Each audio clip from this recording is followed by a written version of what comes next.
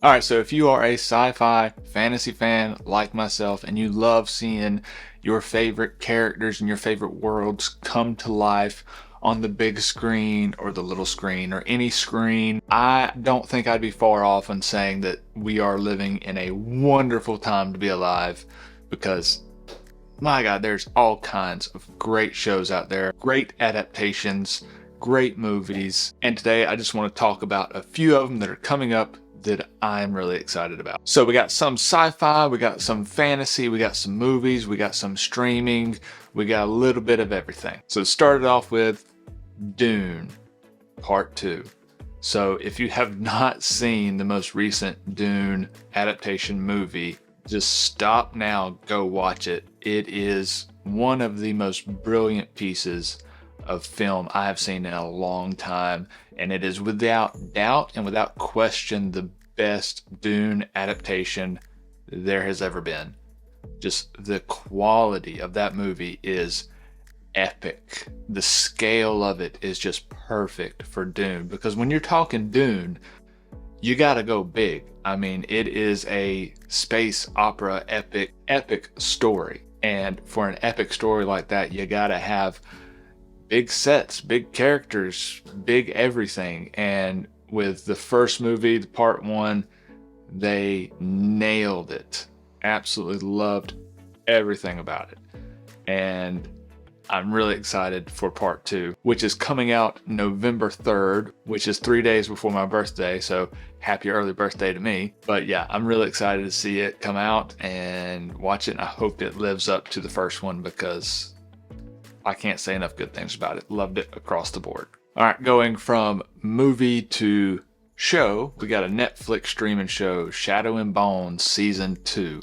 So again, with this one, already seen Season 1, and personal opinion, I think they did a fantastic job of it. I don't quite gush over it like I do with Dune. Dune, I think, was near perfect in every way imaginable.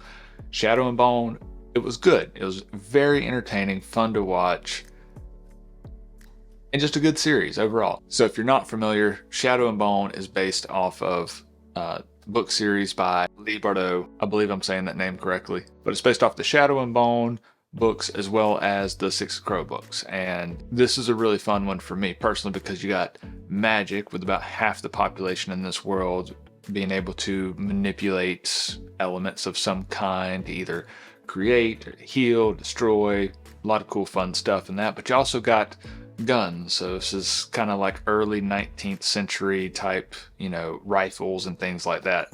So the combination of those two, I just always find really interesting. Gives me some Brent Weeks Lightbringer vibes. So yeah, fun stuff. But anyway, season 2 of that is set to come out on March 16th, which is right around the corner from when I'm filming this. So you may already be able to go and watch it if you are watching this. And season 1 had 8 episodes, and they've said they'll have 8 episodes for season 2. So really excited to see where they go with this one, if they're able to keep the quality up, maybe even get the quality up a little higher, since season 1 went really well as far as viewership and all those kind of things. Hopefully they'll kind of double down on this and really take it to that next level. This next one is a bit of a blast from the past as far as movies go. We're getting a prequel to The Hunger Games. Now, The Hunger Games, the books and the movies were huge when they first came out, but it's been a hot minute since that came out. So I've got kind of conflicting feelings on the prequel coming out. I don't really know if it's a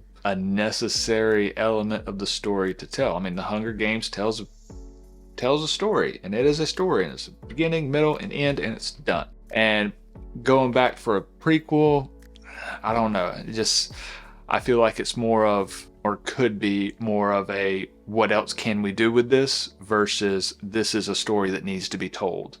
And someone that's like really nitpicky about story and plot and meaning and stuff like that, I'm cautious. Like, maybe it's a really good story. Maybe it needed to be told. Going into it with an open mind, but we'll see. We'll see how it turns out. But this is a prequel, like I said, and it follows the rise of President Snow before he becomes the dictator in the Hunger Games. This is back when he's 18 years old and mentoring one of the tributes for the Hunger Games. So, yeah, I mean, it could be a very interesting story. So, we'll see. I don't know. But it's set to premiere on November 17th. So, another November movie coming out. All right, now this next one is a movie, and it's probably one of the ones that I am most excited to watch just based on the trailers of it. The trailers look absolutely fantastic. It's got some actors in it I absolutely love. So anytime I get to see them in action, like Chris Pine and a couple others, I like their acting. It's good. It hits me. And it's a thieving crew. You know how I feel about thieving crews. Can't get me enough thieving.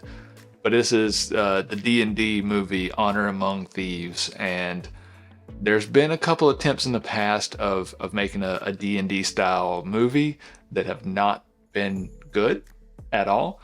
But this one really looks like they have put some money and some time and some real writers behind it, and I'm really hoping that they're able to land this one and live up to the trailers, because like I said, the trailers look amazing to me. We'll see how this goes. It is from what I can tell, a very classic D&D group quest type story. And that one's coming out March 31st, so also right around the corner. Now, I said the D&D was one of the ones I'm most excited for, but the one I am absolutely most excited for and pumped for and nervous about, because what if it's bad, is Silo. So this is the TV series, Apple streaming series that's coming out. It's an adaptation of the Wool series by Hugh Howey, and that is one of my most beloved sci-fi series of all time. The story itself is amazing, but also the story of the story and how it was created originally and how he wrote it and, self-published it back when that was not a big thing. Oh, and it's so good. So basically you have these people living underground in a silo, and everything is divided up by, what level you're on. You have the agricultural layer and the mechanical rooms and the, hospital layers, etc. And all of these on different layers, and all kind of political intrigue, and everything outside the silo, the world, as far as they know it, is dead. And they are it. They are everything as far as humanity goes. They're the last of it. But they've been in there so long, they don't know who built the silo. They don't know why the silo was built. They don't know what happened outside. All of that is so far back in history that it's kind of in a fog. And just unraveling the whole plot throughout the series is just, if you've not read it, please go read Wool. It's amazing. So this one, I'm really hoping that Apple TV can pull it off and make it look amazing and stay true to the writing, because they really shouldn't have to do anything as far as messing with the writing to make it a good TV show. I think it's set up perfectly for it, because it was originally written as short stories in individual posts and then eventually all put together into a book. So it's perfect for series TV style watching, I think. But that's set to come out May 5th. I'm really excited about it. You should probably be excited about it too. If you're not, go read Wool, then you'll be excited about it. All right, and these next two, we don't have a ton of information out on them yet. They've just been recently announced, but they're pretty big titles as far as that goes. But they're pretty big titles, so I thought I'd mention them here. The first one is A Court of Thorn and Roses. Now, this is not a series that I have read. It's not really in my wheelhouse. It's more of a romance fantasy type book, but is insanely popular. And it has been picked up by Hulu, and they are already in production with it, moving forward with it, but we don't have a release date. We don't really have a whole lot of anything to go on other than Hulu's working on it, and they'll have a series out at some point in the future. The other one is pretty interesting. It is From Blood and Ash. This is actually a series I've read most of, not all of. Have a couple of the books in the back here.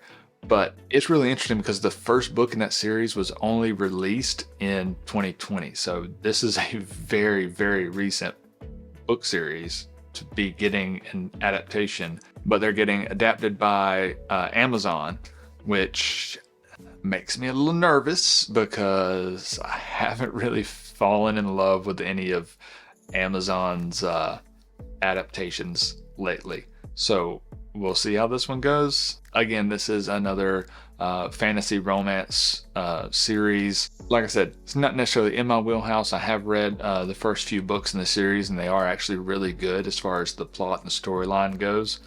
So they are enjoyable. I think they'll make a great series. And these are also very, very popular books.